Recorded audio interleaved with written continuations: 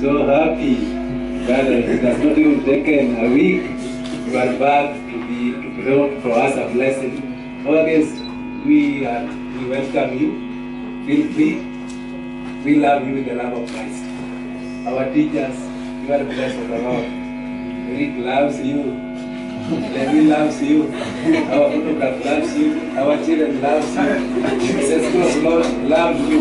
Amen. Amen. So our students, feel free with Eric, our guests. They are here as our partners. They are here brought for us blessings. So I don't have much. Mr. Eric, I'm so much encouraged. I'm so much flowing with joy to see you again. Young man, may good God bless you. May good God keep you.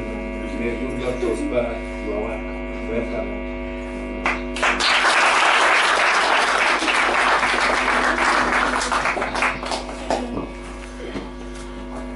Good morning. Good morning. It's an honor to be here once again. Thank you to the director, teachers, and students for inviting me again. I won't speak much. We have a guest. He'll speak to us today. So, yes. To begin a question.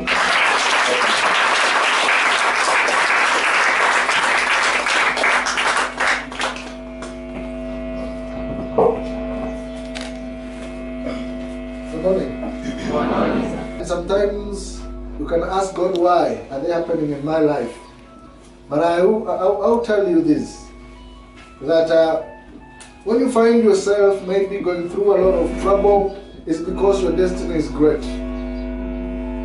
And this I see it in the life of Joseph. In the Bible, there is a man called Joseph. Joseph got a dream when he was 17 years old. That one day, people will bow before him. But it took 13 years for that dream to be realized.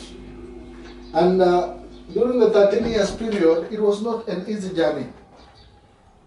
There's a lot of things that Joseph went through. That's why I said, if you want to get the sweetness of an orange, you have to squeeze it. Joseph went through a lot. He was rejected by his brothers, but the rejection did not stop him.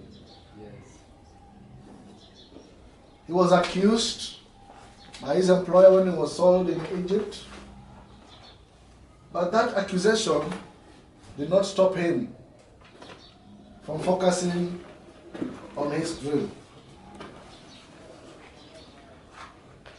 Now, again, when he thought that somebody will be able to remember him when he was put in prison, for him to get out of the prison, the person he shared with him that, please remember me, that person forgot him. But one day something happened and Joseph became the prime minister in the land of Egypt. But it was not an easy journey. I always say, it is not where you are that will determine your destiny. It is the kind of direction that you will take that can determine your destiny. Every great person who is where he is today, talk of Uhuru Kenyatta, talk of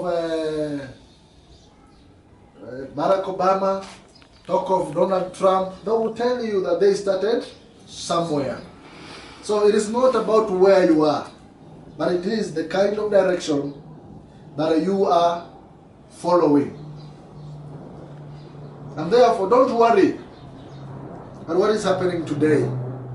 Let not the kind of rejection maybe you might be going through to determine your future. Every one of us has a great future. Every one of us has a spotless future. And therefore, what you are going through is preparing you for a greater destiny. And one thing you need to do, you need just to have a positive attitude towards life. And when you have a positive attitude towards life, your attitude will always determine your altitude, the far you can go in life. The attitude you have towards life will always determine your aptitude, your ability to do things. Your attitude towards life will always determine your servitude, how you can serve. And therefore, don't focus on what is happening in your life, but focus on the goal. There's a man in the Bible called Paul. He said, I forget everything and I focus on the mark. Look at what you want in life. Look at where you want to be 20 years to come.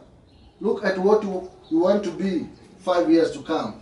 Don't allow some of the circumstances to bring you down or to stop you from attaining your destiny.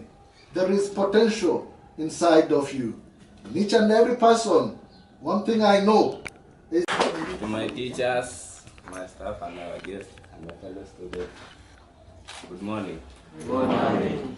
Yeah, I would like to tell our visitors that we need a laboratory.